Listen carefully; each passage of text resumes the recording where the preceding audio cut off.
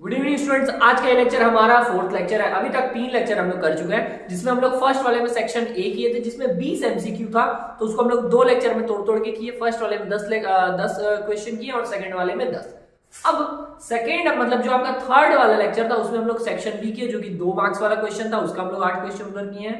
और आज हम लोग सेक्शन सी करने वाले, मतलब 3 मार्क्स वाला क्वेश्चन। ठीक है, इसमें भी आपका 8 टोटल दिया हुआ है, उसमें से 6 बनाना है, 2 क्वेश्चन और करके रहेगा। क्लियर है बात? तो आइए हम लोग उसको स्टार्ट करते हैं। और वो क्वेश्चन आपका स्टार्ट होता है क्वेश्चन नंबर 26 से। अच्छा, अब हम क्वेश्चन लिखे ही नहीं है, ठीक है, वो हम स्क्रीन पे आ जाए, क्योंकि भैया बहुत लंबा था, इतना मेहनत मत करो।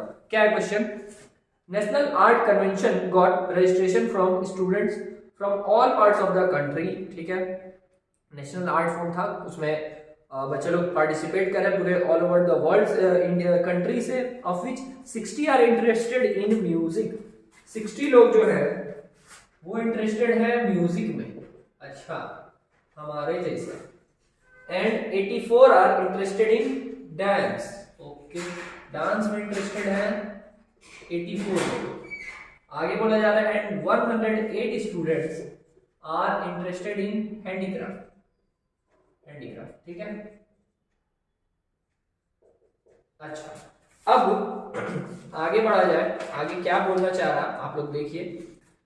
बोला जा रहा for optimum cultural exchange organizer wish to keep them in minimum number of groups such that each group consists of students interested in the same art form and the number of students in each group is the same।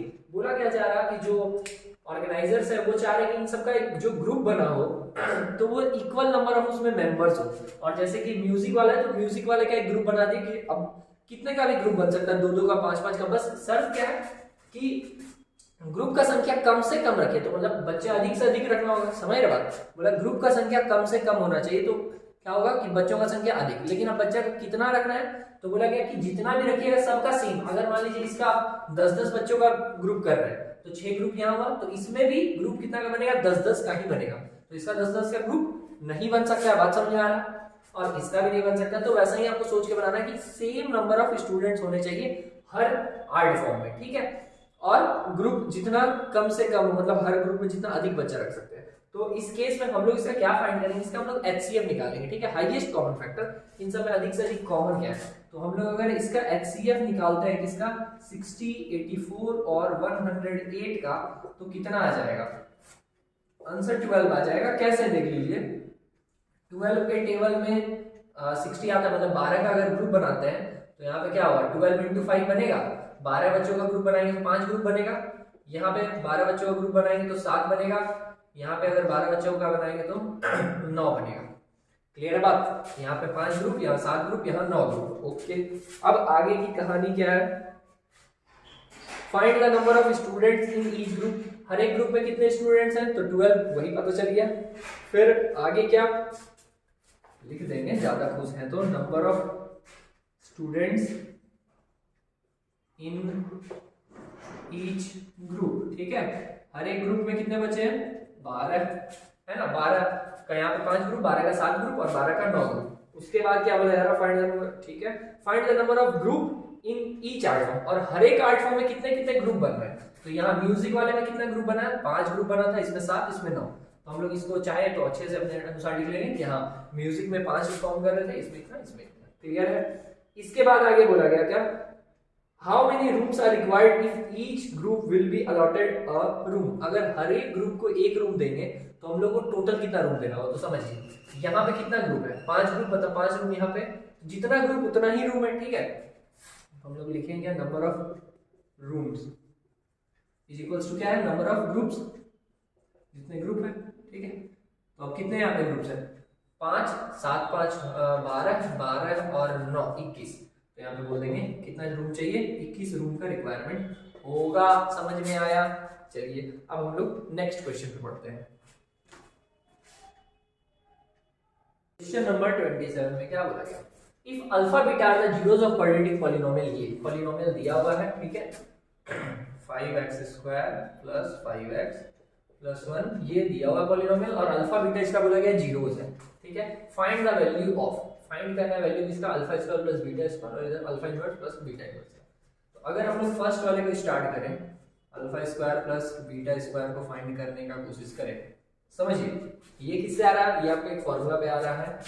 तो देख लीजिए, जैसे कि हम बता दें, याद रखो मेरे भाई, ए प्लस बी का होल स्क्वायर क्या होता है, A square plus B square plus 2ab होता है, ठीक है। अब हमको कहीं ना कहीं यहाँ ए स्क्वायर प्लस बी स्क्वायर चाहिए ना, अल्फा स्क्वायर प्लस बीटा, इसको आप यहीं पे रखिए, ये जो प्लस का था ये इधर माइनस में आ जाएगा, तो फॉर्मूला बनेगा ए प्लस बी का होल स्क्वायर और प्लस 2ab, ठीक है, is equals to alpha square a square plus B square.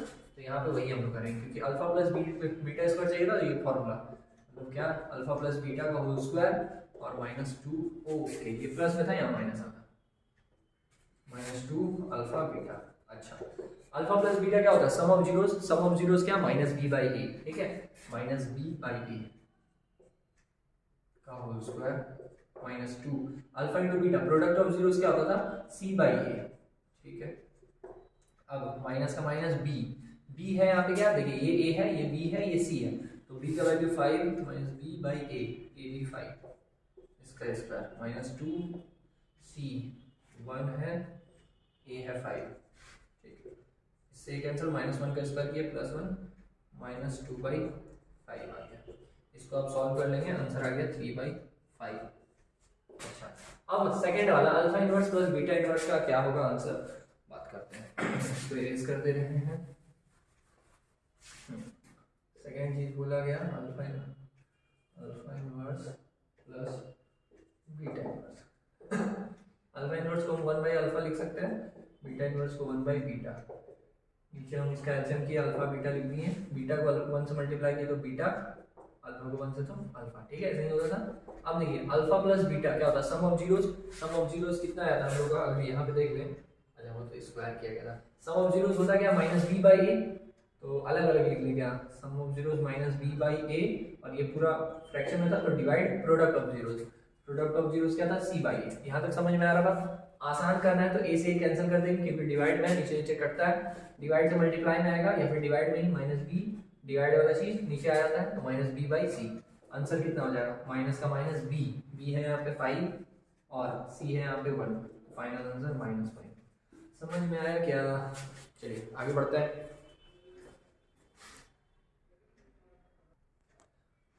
Question number 28 में बोला गया, the sum of a 2 digit number and the number obtained by reversing the digit is 66। पहले तो समझिए कि कहीं पे भी अगर बोल दे 2 डिजिट नंबर है, तो 2 डिजिट नंबर को हम लोग क्या मानते हैं, 10a प्लस b, ऐसा अज्यूम करके चलते हैं हमेशा, ठीक है। तो और एक तो सीधा नंबर ही हो गया, और देख लीजिए यहाँ लिख दे रहे भाई, उतना टेंशन क्या लेना है, नंबर को पहले मान लीजिए वो नंबर क्या है, let the 2 digit number be, let the 2 digit number be क्या है, 10a प्लस b, कुछ भी 10x plus y, 10p plus q, ऐसा, ठीक है। एंड एक तो ये ले लिया, और इन्वर्स करने पड़ेगी, लिख ले रहे हैं, and the number obtained by reversing the digit, and the number on by reversing, ठीक है। रिवर्स करने पे जो नंबर मिलेगा वो उल्टा हो जाएगा, जैसे 10a प्लस b था ना, वो हो जाएगा 10b प्लस a, ठीक है।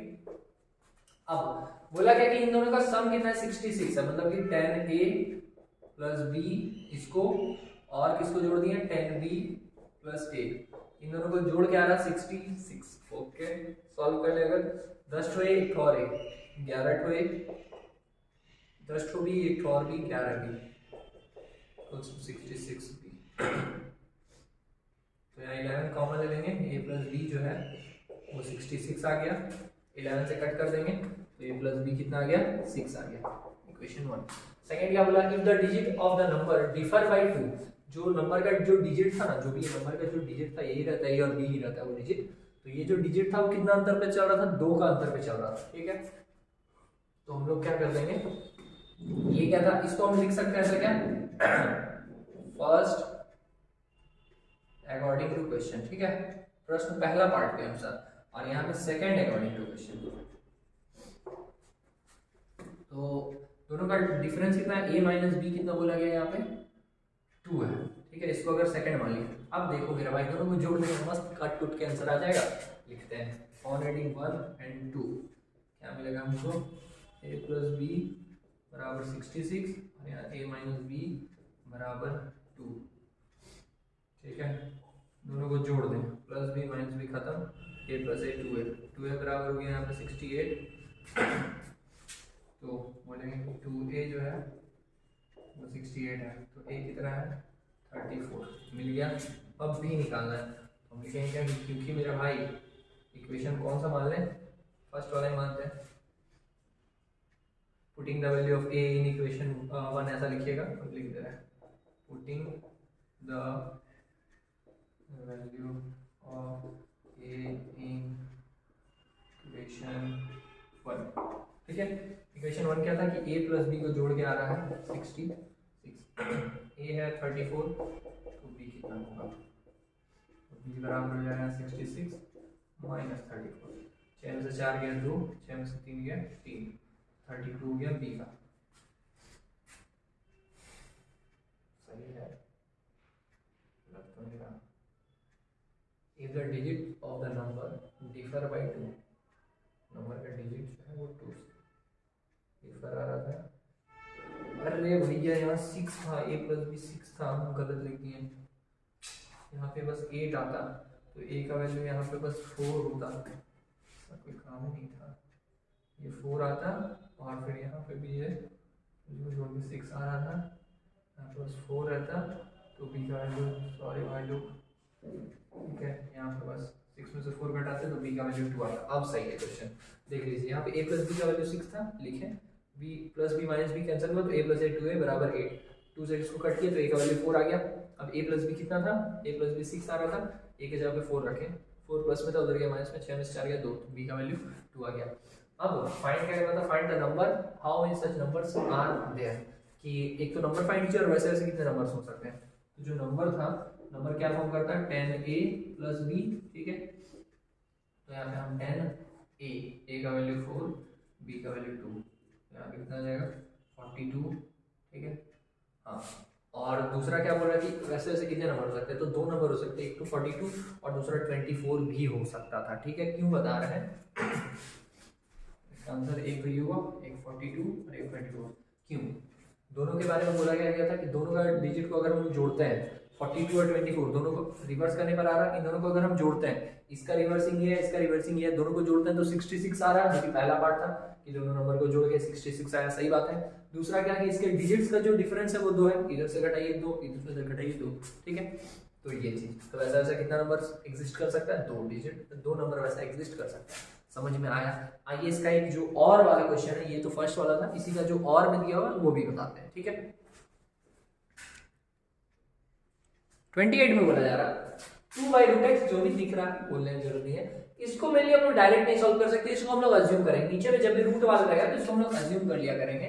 देखिए सपोज कर लेंगे कि जो 1/√x है उसको हम कुछ मान लीजिए a बोल दिए, और यहाँ पे 1/√y को हम लोग b बोल दिए, ठीक है। तो यहाँ पे इस पूरे के जगह पे क्या आ जाएगा, 2a प्लस 3 के साथ b बराबर 2 आ गया, पहला इक्वेशन बना। दूसरा क्या था 4/√x, तो उसके यहाँ पे a और प्लस, सॉरी ना माइनस है, तो माइनस 9 और b इज इक्वल्स टू था -1, ये सेकंड इक्वेशन। यहाँ तक कोई दिक्कत नहीं। इसको हम लोग सॉल्व करके x और y का वैल्यू फाइंड करना है, वही रहता है, वही करना होता है ना, सॉल्व करने को ना मतलब वही करना है। तो हम लोग करेंगे क्या, इसको सॉल्व करते हैं, कैसे सॉल्व किया जाए।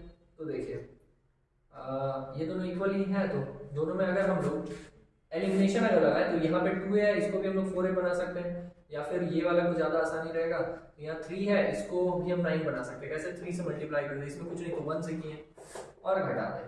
तो यहाँ लिखना होता है on multiplying by 3 in equation 1 and multiplying by 1 in equation 2 and after multiplication we get जो भी मिला वो लिख सकते हैं, उसके बाद फिर उसको हम लोग सेकेंड थर्ड -4 ऐसे करके लिख सकते हैं।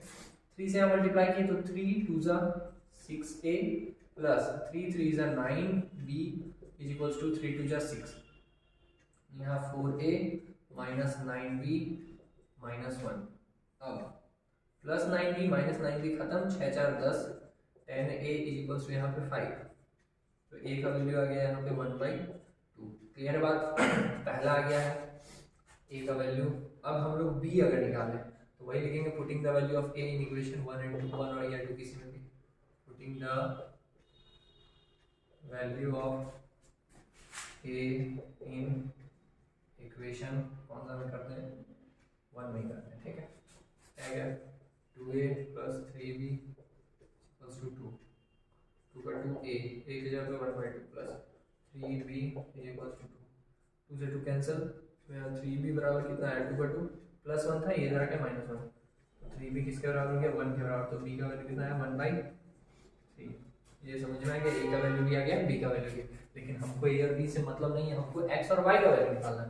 तो हम लोग को पता था क्या कि जो 1/√x है वो a के बराबर है, ठीक है, तो 1/√x, अच्छा यहाँ a का वैल्यू है ना, हाँ, तो 1/√x बराबर a का जो वैल्यू था वो था 1/2, ठीक है। दोनों को हम लोग रेसिप्रोकल कर सकते हैं, ठीक है, तो दोनों को अगर पलट दें तो यहाँ पे √x जो था वो 2 के बराबर आ गया, तो रूट हटेगा तो उधर स्क्वायर, तो x का वैल्यू 2 का स्क्वायर किए 4 आ गया, ठीक। अब y का अगर सेम निकालें तो 1/√y इक्वल्स टू क्या हो जाएगा, यहाँ पे b का वैल्यू है 1/3, रेसिप्रोकल कर देंगे, √y बराबर हो गया 3, रूट हटा तो स्क्वायर 9, x का वैल्यू 4, y का वैल्यू 9। समझ में आ गया बात। अब आइए हम लोग आगे बढ़ते हैं। क्वेश्चन नंबर 29 में बहुत ज्यादा लिखे नहीं है, बस समझ में आना चाहिए उतना लिख दिए। फिगर ये दिया हुआ है, एक सर्कल था, यहाँ से P से 2 टेंजेंट ड्रॉ किया गया, PA और PB। इसके पॉइंट ऑफ कांटेक्ट पे सेंटर से जो ये रेडियस था वो मीट कर रहा था, एंगल बना रहा था यहाँ पे, और एक कॉर्ड ड्रॉ किया गया, कॉर्ड का लेंथ है 6 सेंटीमीटर, ठीक है। अब बोला गया कि ये कॉर्ड के साथ ये रेडियस जो था 30 डिग्री बनाया, यहाँ भी और यहाँ भी। अच्छा, इसके बाद बोला जा रहा है, पूछना क्या चाह रहा है इसमें, दो चीज PA और OA। PA मतलब ये लेंथ ऑफ टेंजेंट, मतलब एक भी, PA बस पूछ रहा है कैसे निकलेगा, बहुत आसान है, समझिए। क्या हमको पता है कि OAP जो है यहाँ पे 90 बनता है, नहीं पता है तो पता कीजिए कि अगर सेंटर से 2 टेंजेंट हम लोग ड्रॉ करते हैं ना, और सेंटर से ऐसे मतलब किसी एक्सटर्नल पॉइंट से अगर टेंजेंट ड्रॉ करते हैं तो सेंटर पे उससे जो उस पे एंगल बन रहा होता है वो 90-90 का होता है, ठीक है। तो यहाँ 90-90 बन रहा होता है, और इस 90 में मेरे भाई यहाँ अगर 30 है तो ये बचा हुआ एंगल कितना होगा, 60 होगा ना, कितना होगा 60 होगा। तो अब ये हमको 60 मिल गया, सेम इधर 60 तो यहाँ भी 60। अब किसी एक ट्राइंगल में अगर ये एंगल 60 है और ये एंगल 60 है, ठीक है, तो थर्ड कितना होगा, थर्ड भी ऑब्वियस है 60, क्योंकि तीनों का एंगल 180 होता है, तो ये 60 ये 60 ये 60 तब 180, क्योंकि तीनों साइड इक्वल है, सॉरी क्योंकि तीनों एंगल इक्वल है तो तीनों साइड भी इक्वल होता था, इक्विलेटरल ट्रायंगल हो जाता था। तो ये 6 है तो इसका सारा साइड भी 6 होगा, तो PA भी कितना होगा 6 होगा। समझ में आ गया, बना के दिखा दे रहा है। बनाना कैसे है, हम लिखेंगे क्या कि angle OAP equals to 90 degree. इसका रीजन लिखेंगे क्या कि OA is perpendicular on, direct लिखते हैं PA, ठीक है, कि PA पे वो क्या होता है परपेंडिकुलर होता है, या फिर अच्छे लिखना चाहे तो ये लिख सकते हैं क्या कि radius makes 90 degree on the tangent at point of contact, ठीक है। ये पूरा 90 था। अब इसी को थोड़ा ब्रेक करके हम लोग OAP को लिखेंगे OAB, angle OAB plus angle BAP, बाप, ठीक है, इज इक्वल टू 90। अब OAP कितना है, OAP 30 है, तो यहाँ पे 30 लिख दिए, प्लस बाप को हम लोग को ढूंढना है 90 डिग्री, घटा देंगे तो बाप कितना आ गया 60 यहाँ, ठीक है, 90 में 30 घटा दी तो 60, ठीक है। तो अब क्योंकि BAP भी 60 है तो वैसे हम लोग बोलेंगे PBA भी 60 होगा, एंगल वो 60 है तो यहाँ पे लिखेंगे क्या angle ABP equals to angle BAP लिखना होगा, ठीक है, मतलब समझे ABP और BAP मतलब ये एंगल इक्वल बोल रहे हैं। कैसे इक्वल बोल रहे हैं हम लोग, क्योंकि हमको पता है कि लेंथ ऑफ टेंजेंट इक्वल होता है, तो क्योंकि लेंथ ऑफ टेंजेंट इक्वल है ये दोनों इक्वल रहता है, तो लेंथ ऑफ टेंजेंट इक्वल होता है तो एंगल भी इक्वल रहेगा, equal length of tangent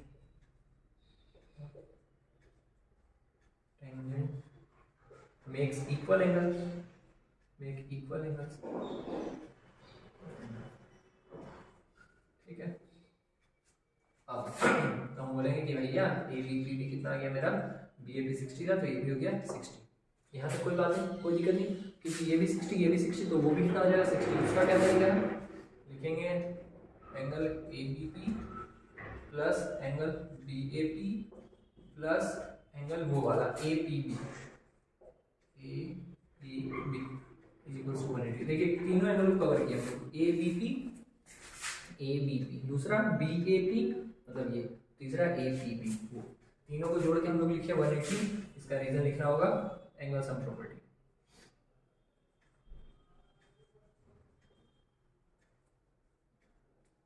angle sum property. अब ये भी 60 ये भी 60,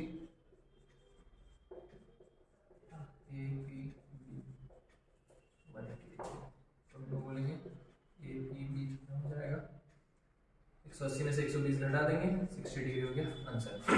कोई दिक्कत नहीं, कोई बात नहीं।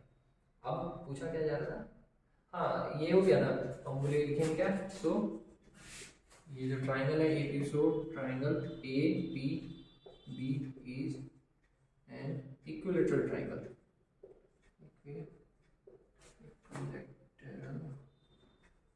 ट्राइंगल। तो पता चल गया कि ये क्या हो गया, इक्विलेटरल ट्राइंगल है, तो इसका सारा साइड इक्वल होगा, तो इसीलिए AP जो होगा वो 6 के बराबर होगा। तो AP is equals to AB, और तो फिर लिखेंगे क्या कि AP कितना होगा, AB था 6 तो ये भी 6 सेंटीमीटर, बात खत्म, कोई दिक्कत नहीं। अब सेकंड पार्ट में आते हैं। सेकंड पूछा OA कितना होगा, OA ये रेडियस कितना होगा, ये हम समझा रहे हैं, खुद से ट्राई मारिएगा। हम करेंगे क्या, यहाँ से एक ऐसे लाइन ड्रॉ की, यहाँ से सेंटर से इस पे जब एक लाइन ड्रॉ करता है तो ये दो कॉन्ग्रुएंट ट्राइंगल में स्प्लिट हो जाएगा, टूट जाएगा, एक इधर और एक इधर। तो ये दोनों ट्राइंगल क्या है, कॉन्ग्रुएंट है। क्योंकि कॉन्ग्रुएंट है तो अब क्या आगे सुना जाए, यहाँ पे ये क्या है 90 डिग्री बना रहा होगा, जितना एंगल इधर उतना ही एंगल, तो यहाँ पे एंगल 90 बना रहा होगा। अब देखिए इसको अगर हम बस अलग करके देखते हैं, यहाँ पे M पॉइंट बोल दिए, अगर इसको हम लोग अलग करके यहाँ पे ऐसे रख दें कुछ, ठीक है, ये हो गया A, ये हो गया मेरा M और ये है O, ठीक है। A पे बन रहा है एंगल 30 डिग्री, और ये पूरा 6 था ना, तो कॉन्ग्रुएंट बटा, तो ये भी 3 और ये भी 3, तो जो ये AM है ये कितना हो जाएगा 3 सेंटीमीटर। अब ये 3 सेंटीमीटर हमको फाइंड करना है OA, ये। अब देखिए इस थीटा के लिए ये क्या है, ये परपेंडिकुलर, ये बेस, और ये क्या है हाइपोटेन्यूज। तो B और H किस में आता है, कॉस में, तो डायरेक्ट लगा देंगे क्या, cos 30 डिग्री। cos 30 डिग्री क्या होता है, B/H। cos 30 का वैल्यू क्या होता था, cos 30 का वैल्यू sin 60, sin 60 का है √3/2। यहाँ पे B है 3 और H OA बोल दें अगर, अब इसको इधर वैसे सपोज OA इक्वल्स हो जाएगा 3 6 और by√3। इसको अगर रैशनलाइज कर दे तो OA बराबर हो जाएगा यहाँ पे 6√3 और √3 3 से इसको कट करनी है, तो 2√3 इतना क्या आ जाएगा, ये सेंटीमीटर में, ठीक है। ये बात समझ में आ गया, रेडियस निकल गया। उम्मीद है ये क्वेश्चन आपको समझ में आएगा, दमदार है। अब बढ़ते हैं आगे। 29 का ये और वाला क्वेश्चन जो है, क्या बोला जा रहा है, यहाँ पे फिगर नहीं दिया तो हम बना दिए, आसान रहेगा। क्या बोला, 2 टेंजेंट्स है, इसी में समझाते थे। 2 टेंजेंट था, एक था TP और एक है TQ, दोनों T से ड्रॉ किया गया, उस सर्कल का सेंटर था O। अब मेन बात यह है कि प्रूव जो करना है, प्रूव क्या करना है कि PTQ जो है, मतलब कि PTQ ये वाला एंगल, दोनों का नेमिंग कर दे रहे हैं, आसान रहेगा। इसको A बोल दे अगर हम लोग एंगल A, और इसको अगर हम बोल दें एंगल B, ठीक है, तो या फिर अल्फा बीटा बोल दें, अल्फा, इसको अगर A बोल दें तो बोला कि एंगल PTQ जो था, वो जो एंगल A है वो OPQ 2OPQ के बराबर था, OPQ, ठीक है, 2 इसके बराबर था। हम लोग अगर आप वहां अज्यूम कीजिएगा तो एग्जाम में आप लिख दीजिएगा let angle PTQ is equals to angle A और OPQ is equals to angle B। अब देखिए सॉल्व करना कैसे, बहुत आसान तरीका, आइडिया लीजिए थोड़ा सा। ये क्वेश्चन हमको मिली है कि स्टूडेंट सिखाई थी, हम बहुत टफ तरीके से बनाते थे, वो एक दिन पता नहीं कहाँ से सीख के आई थी, कौन किताब से छाप के लाई थी, लेकिन वही हमको सिखा दी। क्या है समझिए, हमको पता है क्या कि अगर कोई टेंजेंट ऐसे ड्रॉ हुआ तो ये एंगल और ये एंगल दोनों मिला के 190 आएगा। मेरे भाई अभी लास्ट क्वेश्चन में बात किए, जो ये ऐसे एंगल आता है सेंटर के साथ, ये कितना बनाता है, 90 बनाता है ना, 90 बनाता है, तो यहाँ पे पूरा एंगल कितना बन रहा होगा, 90 बन रहा होगा।